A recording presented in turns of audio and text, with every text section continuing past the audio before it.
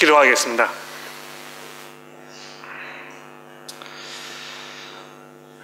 하나님 아버지, 저희가 주의 말씀을 이제 듣기를 원하는데 저희들의 마음과 생각을 지켜주시고 집중해서 잘 분별하면서 들을 수 있도록 도와주시기를 간절히 기도합니다. 또 제 입과 생각을 지켜주셔서 하나님의 말씀을 왜곡시키지 아니하고 주께서 의도하신 바대로 말씀을 잘 가르치도록 도와주시기를 간절히 기도합니다. 예수 그리스도의 이름으로 기도드렸습니다. 아멘.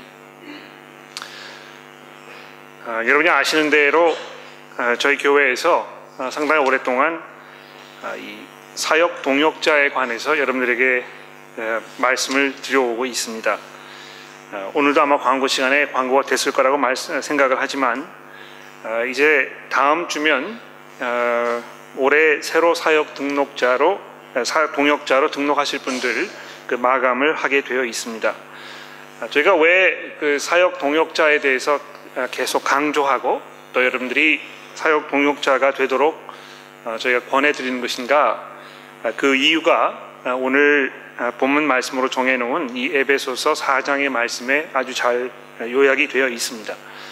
그래서 이 오늘 설교는 저희가 계속 고린도전서를 살펴보고 왔지만 특별히 한 번 정도 거기 그 패턴에서 떠나서 저희 앞에 현재 당면한 중요한 주제를 눈앞에 놓고 그 문제에 대해서 우리가 어떻게 생각할 것인가 하는 것을 좀 정리하는 의미에서 제가 에베소서의 말씀을 오늘 본문으로 선택해 보았습니다.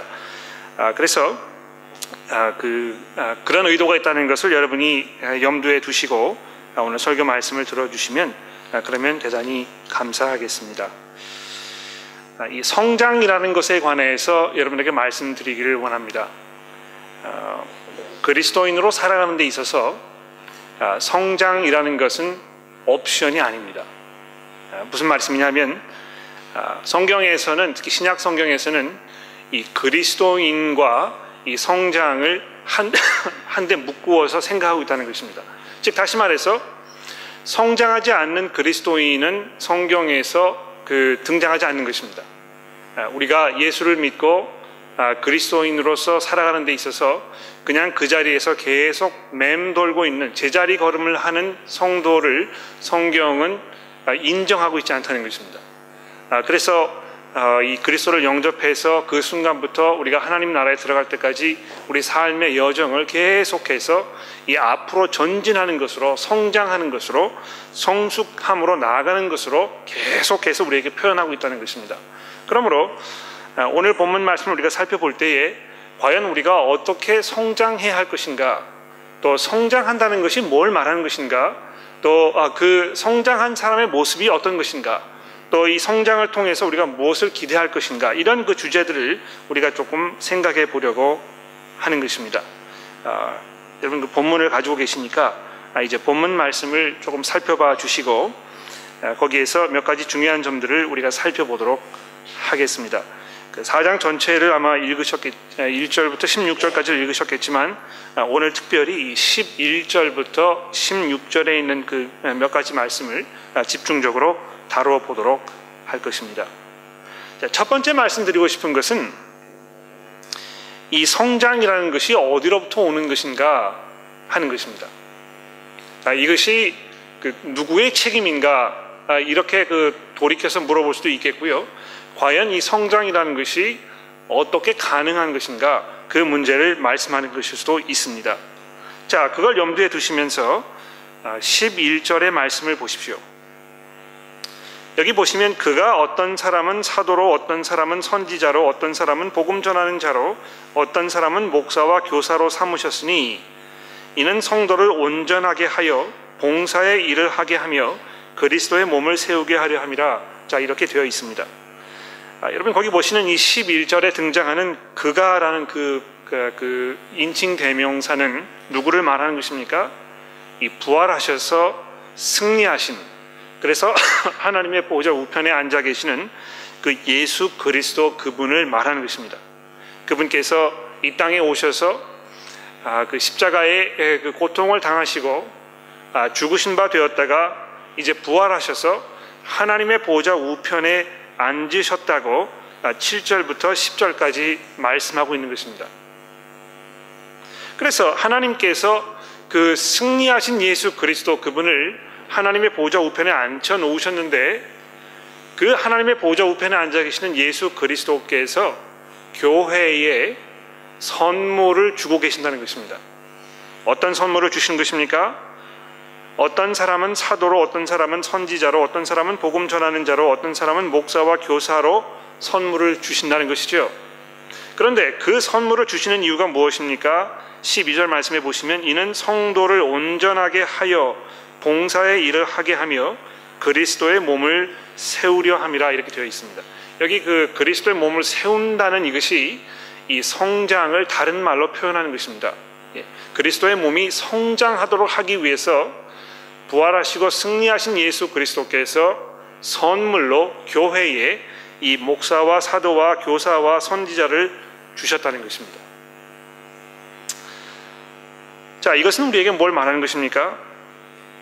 그만큼 그리스도인들의 성장과 성숙이 중요하다는 것을 말씀하고 있습니다. 얼마나 이것이 중요했는지 예수 그리스도 그분께서 직접 손수 그 성장이 교회 안에 이루어질 수 있도록 이렇게 조치를 취하고 계신다는 것입니다. 그분께서 이 주권을 잡으시고 그분께서 주도적으로 교회에서 필요한 것들을 채우기 위해서 이 목사와 교사와 선지자들과 사도들을 보내셨다는 것입니다.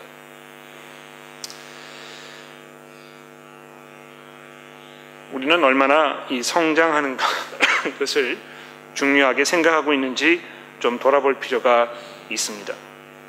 예수 그리스도께서 성도들이 성장하는 것을 정말 중요하게 생각하고 계신다면 성도들인 여러분과 저도 그것을 정말 값어치 있는 일로 생각하고 우리가 성숙하고 변화하기 위해서 우리의 수고와 노력을 아끼지 말아야 할 것입니다.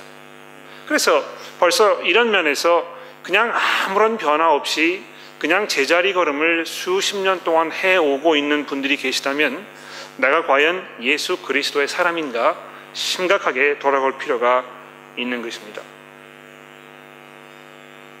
두 번째로 말씀드리고 싶은 것은 예수 그리스도께서 교회의 성장이 있을 수 있도록 하기 위해서 이 말씀을 전하는 사람들을 교회에 보내셨다는 것이죠. 여기 보시면 사도와 선지자와 복음 전하는 자와 목사와 교사, 이런 사람들의 이 공통적인 점이 무엇입니까? 이 말씀을 중심으로 하는 사역하는 사람들 말하는 것입니다. 즉 다시 말해서 이 그리스도인들의 성숙과 하나님의 말씀과는 이 불가분의 관계에 있다는 것입니다.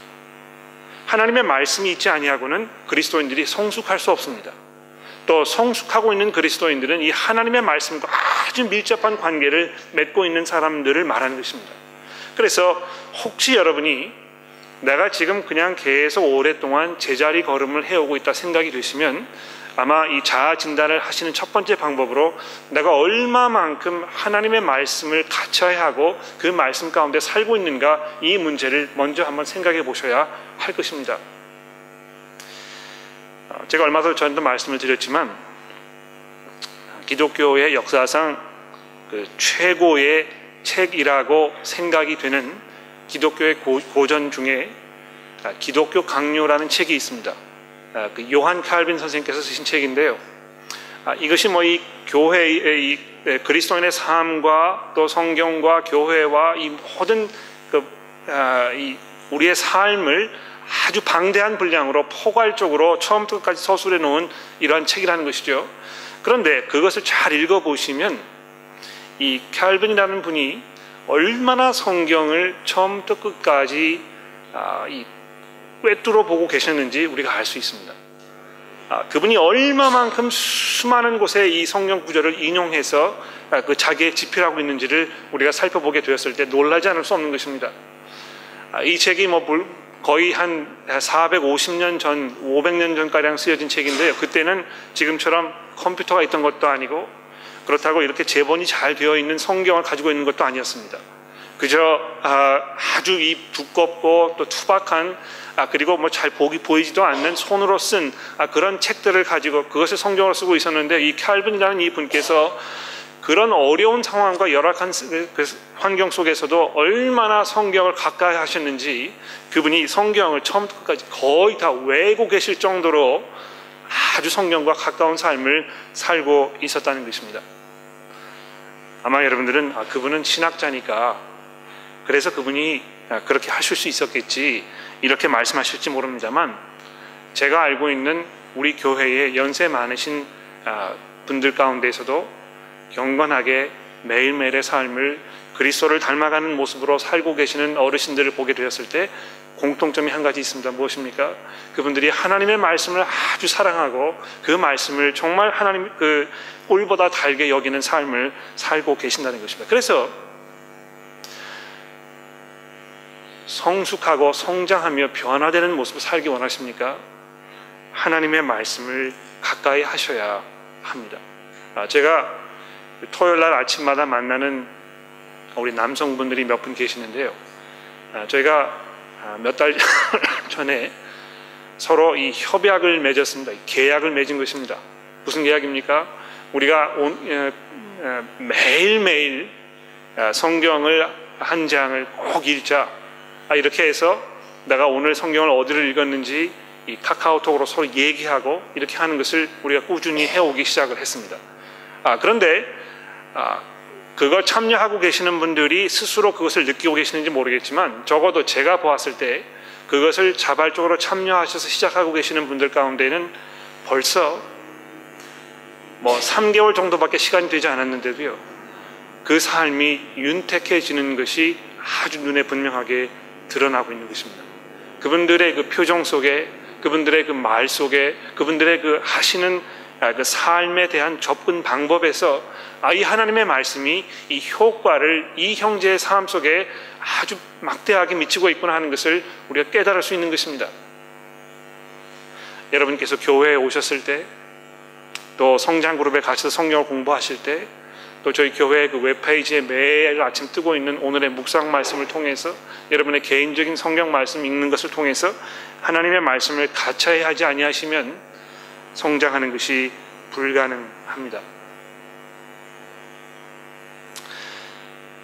거기와 덧붙여서 오늘 본문 말씀은 이 목사들, 말씀 가르치는 사람들의 그 사역의 그 성격에 대해서 말씀하고 있습니다. 다시 11절 말씀을 보십시오. 이 목사와 교사와 선지자들과 복음 전하는 자들의 사역이 무엇입니까? 12절에 보시면 이는 성도로 온전하게 하여 봉사의 일을 하게 하며 되어 있습니다. 여기 봉사라는 말은 이 사역이라는 말입니다. 이 섬긴다는 말을 본문에 보면 이 섬긴다는 말을 하고 있는 것인데요. 신약 성경에서 이 섬긴다는 말을 했을 때 항상 이 복음으로, 하나님의 말씀으로 서로를 돌아보고 가르치고 섬기는 것을 말하는 것입니다. 그래서 이 성도들로 온전하게 하여서 성도들끼리 서로 말씀 사역을 할 수 있도록 가르쳐 주는 것이 목사의 사역이라고 이렇게 이야기하고 있고, 그 다음에 더 나아가서 그렇게 해서 그리스도의 몸이 세워진다고 사도 바울이 이야기하고 있습니다. 목사가 말씀을 가르쳐서 교회가 성장하는 것이라고 생각하는 것이 전혀 틀린 말은 아닙니다만, 오히려 신약 성경에서는 그것을 보다 자세하게 목사가 가르치는 그 성경 말씀이 성도들의 삶을 변화시켜서 성도들이 서로를 섬김으로 해서 교회 안에 이 성장과 성숙이 있어지는 것이라고 말씀하고 있는 것입니다. 그래서 어떤 면에서 교회의 이 성장, 교회 전체의 성장, 이것은 어떤 그 목사의 책임이기보다 이 교회에 있는 성도 모든 분들이 함께 지고 가야 할 그런 사명이고 책임이라고 분명하게 말씀하고 있는 것입니다. 더 나아가서 그렇다면은 여러분과 저는 이 성도로서 그럼 어떻게 사역을 감당해야 할 것인가, 이 문제를 잘 생각해 보아야 합니다. 많은 분들이 생각하시기에 말씀을 가르치고 말씀을 전하고 이런 것은 정식으로 신학 훈련을 받고 안수를 받아서 어떤 그 목사라는 그 타이틀을 가지고 있는 그 사람에게만 가능한 것이라고 이렇게 생각하시는 분들도 있습니다. 그러나 신약 성경에서는요, 신학교가 있는 것도 아니었고 또 이 안수를 주는 어떤 그 교단에서 안수를 주는 제도도 있지 아니하였습니다. 그저 사도 바울이 교회를 다니면서 교회 안에 장로들을 세우고 그 장로들로 하여금 그 말씀을 사람들에게 가르치는 일을 할 수 있도록 이렇게 임명한 것입니다. 그래서 저희 교회 안에서 성경 말씀을 가르치고 또 그 말씀을 사람들에게 잘 먹여주는 역할을 하는 것은 저만의 책임이 아니고 우리 모두의 책임입니다. 내가 그럴 만한 준비가 되어 있지 않다거나 또 자격이 없다고 생각하시면 그냥 그 상태로 남아 계시지 마시고 내가 어떻게 하면 성도로서의 사명을 잘 감당할 것인가, 이것을 염두에 두면서 하나님의 말씀을 가차히 하는 이 성숙하는 성장하는 삶을 살아가셔야 하는 것입니다. 정상적이라면 연세가 드시면 드실수록 신앙의 경륜이 깊어지셔서 60이 되고 넘어가시게 되면 하나님의 말씀을 교회 안에 있는 젊은 성도들에게 잘 가르칠 수 있는 그 자리까지 가셔야 하는 것입니다. 오랫동안 신앙생활을 하셔서 이제 연세가 지극하게 드신 자리에 가셨는데 계속해서 이 생각하는 것이나 또 삶을 접근하는 것이나 특히 하나님의 말씀을 이해하는 데서 아직 성숙하지 못한 모습으로 계시는 것은 정상적이지 않습니다. 그것은. 그래서 제가 날마다 기도하는 것이 무엇인지 아십니까? 저희 교회에 있는 이 어르신들, 이제 60이 넘으셔서 아주 그 교회의 어르신이 되신 분들께서 하나님의 말씀을 가르치는 사역자로서의 역할을 감당할 수 있도록 날마다 성숙해 가시고 변화해 가시는 그것을 위해서 제가 기도합니다. 이미 저희 교회에 그런 분들이 계시죠. 얼마나 감사한지 모릅니다. 그러나 더 많은 분들이 그 일을 감당하실 수 있어야 할 것입니다. 내가 이제 나이가 들었기 때문에 이제는 그 다른 사람에게 맡기고 나는 좀 쉬어야 되겠다 이렇게 생각하실지 모릅니다만 성경에서는 그렇게 이야기하지 않습니다. 제가 잘 아시지만 존경하는 필립 젠슨 목사님께서 올해 이제 65세가 되셔서 이제 은퇴를 눈앞에 두고 계시는데요. 그분이 저에게 그렇게 이야기하시더군요. 은퇴하면 달라지는 것이 한 가지가 있답니다. 무엇이겠습니까? 무엇이 달라지겠습니까? 은퇴하면 달라지는 것은 내가 사역하는 것을 통해서 보수를 받는 것인가 안 받는 것인가 그것만 달라진다는 것입니다. 그분이 뭘 말씀하시는 것입니까? 사역하는 것은 그것을 보수를 받든지 보수받지 않든지 간에 계속 해야 할 일이라는 것입니다. 은퇴하고 나면 그럼 그 순간 모든 사역을 다 내려놓으라는 말입니까? 그렇지 않다는 것이죠. 내가 이 일평생 복음 전하는 일을 해왔고 이제 은퇴한다고 해서 그러면 그것을 쉬어야 되느냐? 그렇지 않다는 것입니다. 계속해서 복음 전하는 사역을 하고 하나님의 말씀을 가르치는 것은 평생 해야 할 일인데 그냥 은퇴하는 것은 이제 더 이상 그 일로 보수받지 않는 것을 말한다는 것입니다. 제가 그것을 들으면서 저도 많이 회개하고 또 제 생각을 고쳤는데요. 우리가 이 아주 어렵게 일평생을 살아서 이제 그 은퇴를 눈앞에 두고 은퇴하고 나면 이제 내가 좀 이러이러한 삶을 살아야 되겠다 많이 생각을 하시게 되면 그 중에 우리가 정말 염두에 둬야 할 건 무엇입니까? 내가 이제 은퇴하였으니 더 많은 시간이 생겨서 내가 어떻게 하면 더 주를 섬기고 내가 어떻게 더 교회를 위해서 복음을 위해서 형제 자매들을 위해서 섬기는 삶을 살아가야 할 것인가, 이것을 생각하시는 것이 이 성숙한 그리스도인의 참 모습이라는 것입니다.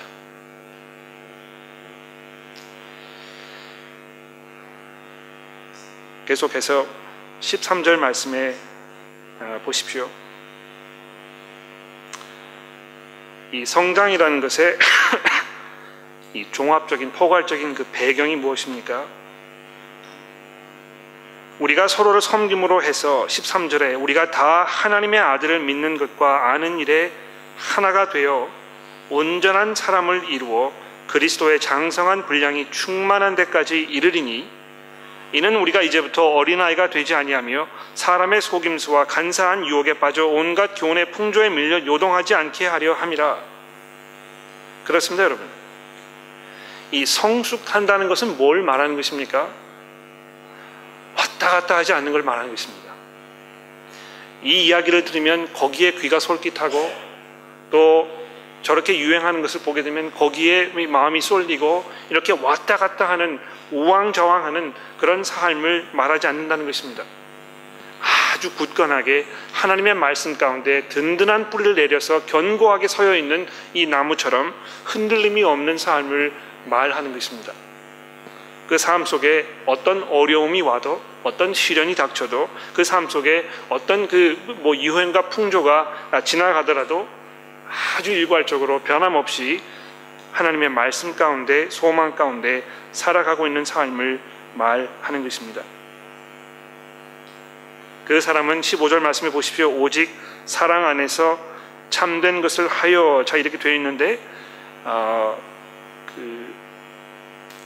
제 생각에는 참된 것을 하여 하는 번역보다는 참된 것을 말하며 하는 것이 사도 바울의 본래 의도였던 것 같습니다. 사랑으로 우리가 서로 진리를 이야기하는 것입니다. 즉 다시 말해서 정말 사랑 가운데에서 서로에게 하나님의 말씀으로 서로 사역하는 것입니다. 그래서 사랑 안에서 참된 것을 말하여 범사에 그에까지 자라갈지라. 그는 머리니 곧 그리스도라. 그에게서 온 몸이 각 마디를 통하여 도움을 받음으로 연결되고 결합되어 각 지체의 분량대로 역사하여 그 몸을 자라게 하며 사랑 안에서 스스로 세우느니라. 여러분, 저희가 사역 동역자에 대해서 이야기하는 것이 그 이유가 바로 여기에 있습니다.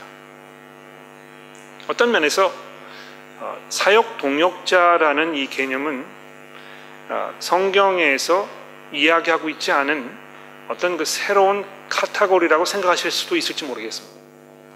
왜냐하면 성경에서는 그리스도인과 그리스도인이 아닌 사람으로 사람들을 이해하고 있기 때문입니다. 두 부류의 사람이 있을 뿐입니다. 아직 예수 그리스도를 주로 섬기지 않는 사람과 예수 그리스도 안에 있는 이 두 부류의 사람만이 있다고 이야기합니다.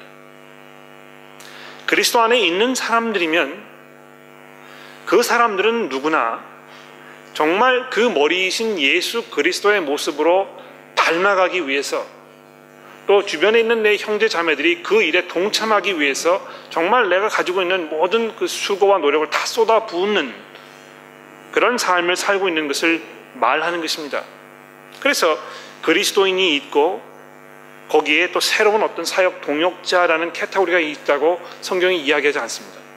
여러분이 예수를 믿고 복음을 받아들이셨으면 받아들인 그 순간부터 평생 이 하나님의 나라에 갈 때까지 이 복음의 사역 동역자로 여러분이 사셔야 하는 것입니다. 그러나 이 교회라는 것은 지금 이 지상에 있는 이 교회는 믿는 사람과 믿지 않는 사람이 다 섞여 있는 그러한 자리입니다. 교회에 출석한다고 해서 오랫동안 출석했다고 해서 그 사람이 예수 그리스도의 사람인가? 그럴 수 없다는 거 여러분 잘 알고 계시죠? 제가 여러 번 말씀드렸기 때문에 또 말씀드리지 않아도 충분히 이해하고 계실 것입니다. 그런 이유 때문에 저희 교회에서 이 사역 동역자라는 개념을 자꾸 여러분에게 말씀드리는 것입니다. 왜 그렇습니까? 교회에 오셔서 출석하시는 것만으로 충분하지 않다는 것입니다. 그것이 이 그리스도인의 삶을 설명하고 그것이 삶의 목적이라고 성경이 이야기하지 않다는 것이죠. 내가 예수를 믿어서 내가 하나님의 백성이 되고 그리스도의 사람이 되었다면 나는 그러면 이제부터 이 복음을 위해서 사는 삶을 사는 이 사역에 뛰어들어야 되겠다는 그 계약서에 여러분 서명을 하는 것입니다. 내가 예수를 믿는 순간 무슨 고백을 하신 것입니까? 예수 그리스도께서 나의 구주이시고 내가 이제 그분의 이 노예가 되었다는 것을, 내가 그분을 섬기는 삶을 살아야 되겠다고 이렇게 고백한 것 아닙니까? 그렇다면 여러분이 고백하신 그 고백에 합당한, 해당되는 마땅한 복음을 위한 삶을 사셔야 하는 것입니다.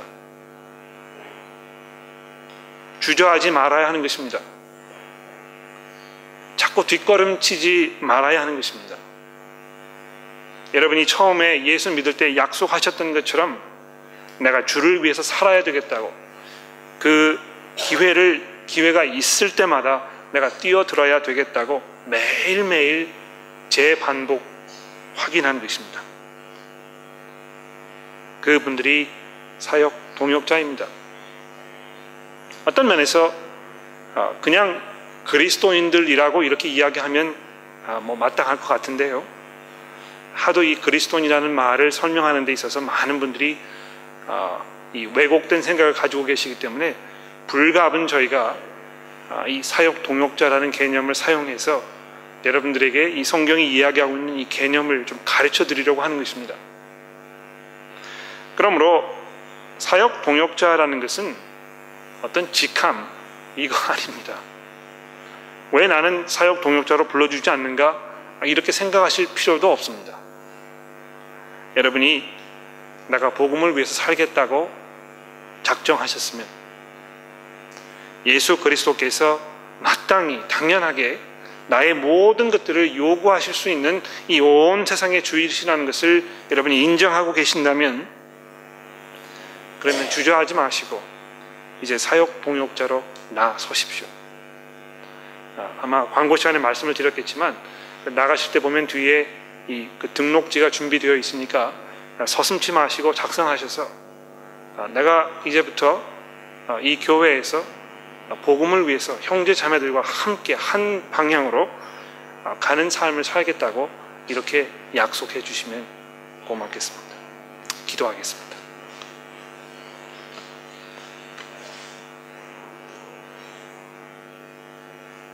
하나님 아버지, 죄인들이었던 저희들을 하나님의 자녀로 불러주시고 하나님의 놀라운 이 구원의 사역에 동역자로 동참시켜 주시니 감사합니다. 그 일을 가능하게 하기 위해서 하나님께서 얼마만큼의 대가를 치르셨는지 저희가 생각할 때 오래전 신앙의 선배들이 고백하였던 것처럼 저희들의 몸을 다 주어도 그 은혜를 갚지 못한다는 것을 저희가 기억합니다. 하나님 아버지, 이 시간 저희가 간절히 기도하는 것은 저희 교회 안에 있는 모든 하나님의 성도들에게 주를 위해 살기 원하는 그런 열정과 또 복음을 향해서 타오르는 불붙는 그 뜨거운 마음을 저에게 허락하셔서 저희가 주를 위해서 사는데 주저하지 아니하며 거기에 앞장설 수 있도록 저희 모두를 지켜주시고 인도하여 주시기를 간절히 기도합니다. 그러한 가운데 저희 안에서 더욱 성숙하고 성장하는 하나님 원하시는 그 모습들이 저희 가운데 맺어지도록 하나님 인도하여 주시기를 예수 그리스도의 이름으로 기도드렸습니다.